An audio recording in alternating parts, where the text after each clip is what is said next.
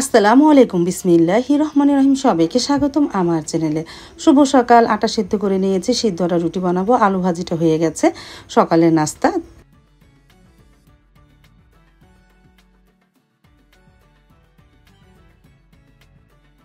তারপরে তো এই যে একটা করে রুটি বানিয়ে নিতেছি আর একটা করে ছেঁকে নিতেছি।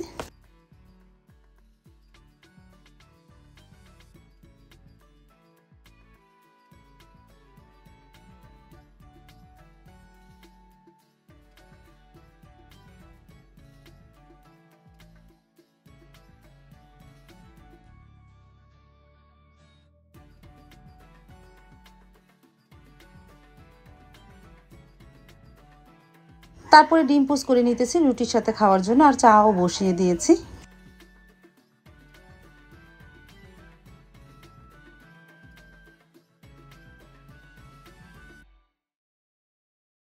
তারপরে সকালে নাস্তা বড় ভাইয়া মা খেয়ে নিতেছে, সাথে সাইদুলের বাবাও বসেছে।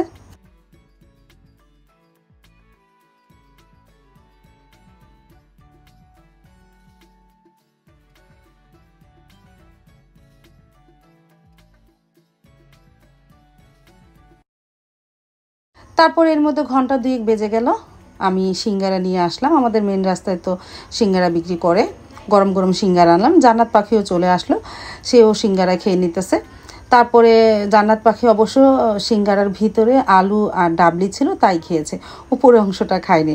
বলতেছে আমাকে এটাকে উপরের অংশটা খুলে দিতে বলতেছে। তারপরে এই যে দেখো বসে বসে খাচ্ছে, মাকেও দিলাম, মাও খাচ্ছে। সাবা তো কোচিং থেকে এসে শুয়ে আছে, ও এখন খাবে না। সারামণিকে ডাক দিলাম, ও পরে খাবে। তারপরে আমি 2-3টা খেয়ে রেখে দিলাম।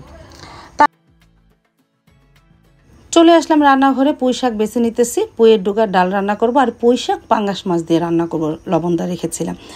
তারপরে রান্নাটা শুরু করে দিই। এগুলো সব কোটা বাছা হয়ে গেছে। এই যে পাঙ্গাস মাছ রান্না করব, আর এই যে পুঁইয়ের ডোগার ডাল, এই আর ভাত তো আছে। ভাত বসিয়ে দিলাম, আর এদিকে শাকটাও ধুয়ে নিই, তারপরে মাছটা ধুয়ে তরকারিটা বসিয়ে দিই, পাঙ্গাস মাছের তরকারিটা। তারপর তো প্রথমে ডালটা বসিয়ে দিয়েছিলাম প্রেশার কুকারে, 2-3টা সিস হওয়ার পর নামিয়ে ফেলেছি, পরে বাগার দিই। আর এদিকে পেঁয়াজটাও ভেজে নিয়েছে, আদা রসুন হলুদ গুঁড়া মরিচ গুঁড়া ধনিয়া গুঁড়া দিয়ে মশলাটাকে একটু কষিয়ে নিই।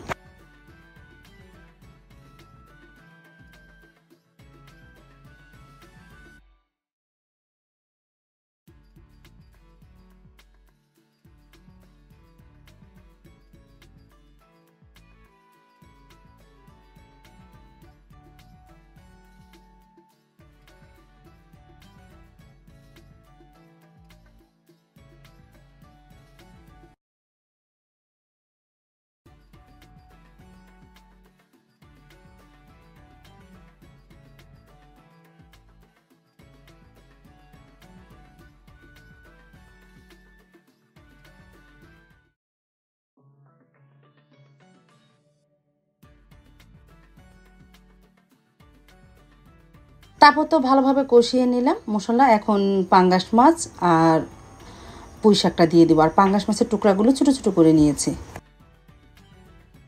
মাছ দিয়ে ভালোভাবে একটু নাড়াচাড়া করে পুঁই শাক দিয়ে দেবো। আস্তে আস্তে জালে রান্না করি, আর পুঁই শাক দিলে পানি দিতে হয় না, পুঁই শাক থেকে অনেকটাই পানি ছাড়বে।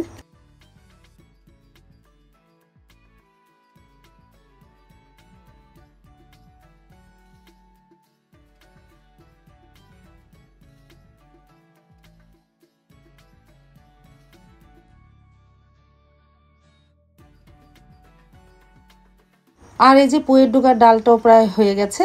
আমি আর একটু জাল দিয়ে তারপরে রসুন দিয়ে পেঁয়াজ দিয়ে বাগার দিব। এই যে রসুন পেঁয়াজ কেটে রেখেছি। আর এদিকে দেখো কতটা পানি উঠেছে পুঁই শাক থেকে, আমি আর পানি দিইনি।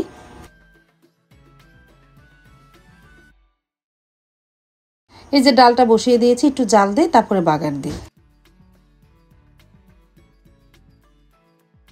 আর এদিকে সাইদুল্লাহ বাবাও চলে এসেছে, আম নিয়ে এসেছে আর একটা কাঁঠাল নিয়ে এসেছে। কাঁঠালটা তাহলে ভাঙ্গি। এই যে কাঁঠালটা ভাঙলাম, মাশাআল্লাহ রোয়াগুলো অনেক সুন্দর হয়েছে, মিষ্টিও ছিল।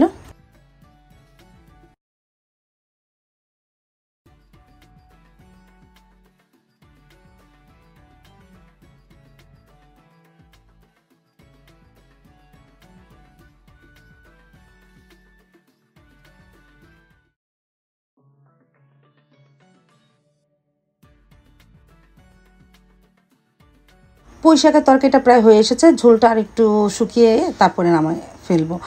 লবণদা মাছে অতটা ঝোল রাখতে নেই, একটু পোড়া পোড়া হলে খেতে ভালোই লাগে। আর এই যে পুঁইয়ের ডগার ডালটাও বাগার দেওয়া হয়ে গেছে। তারপরে খাবারের টেবিলে নিয়ে আসলাম খাবারটা, মানে পুঁই শাক দিয়ে পাঙ্গাস মাছের চচ্চড়ি, পুঁইয়ের ডগার ডাল আর ভাত, এই মেনু। তারপরে আমরা খেতেও বসে পড়লাম। জান্নাত বুড়িও আজকে আমাদের সাথে খাবে। জান্নাত বুড়িকে খাটে দিয়েছি, আর ছোট ছোট মাছ তো ছিল তাই দিয়েছে, সুন্দর করে খেয়ে নিতেছে। ওকে টেবিলে দিলে অনেক সময় ভাত নিচে পড়ে যায়, ও ভালোভাবে খেতে পারে না। খাটের মধ্যে সুন্দর বসে বসে খাচ্ছে। আর এদিকে মা আর সাইদুলের বাবাও খেতে বসে পড়লো।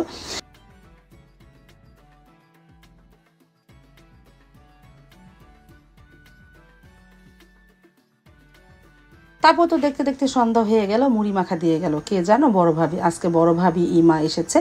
ঈদ তো সবাই একসাথে করব। আস্তে আস্তে সবাই আস্তে আস্তে বাড়ির মানুষ বাড়িতে চলে আসতেছে ঈদ করতে। তারপরে যে বড় ভাবি তো রোজা ছিল, দিয়ে গেল মুড়ি মাখা, আমরা খেয়ে নিলাম। আলহামদুলিল্লাহ ভালোই হয়েছিল মুড়ি মাখাটা। আমি অবশ্য আজকে রোজা ছিলাম না, আলহামদুলিল্লাহ কালকে থেকে আবার রোজা থাকবো। তারপরে বেরিয়ে পড়লাম, একটু বালাসুর যাচ্ছি সারামণিকে নিয়ে, টুকিটাকি কিছু কেনার জন্য স্বপ্নে যাব।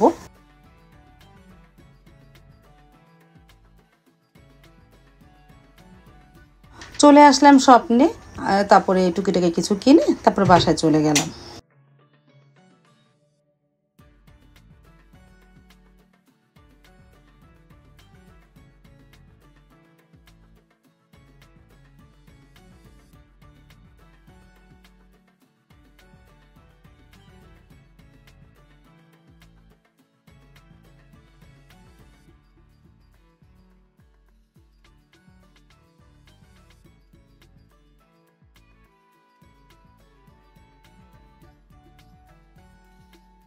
আজ তাহলে এই পর্যন্ত, দেখা হবে আগামীকালকে নতুন আরেকটা ব্লগ নিয়ে। আল্লাহ হাফেজ, আসসালামু আলাইকুম।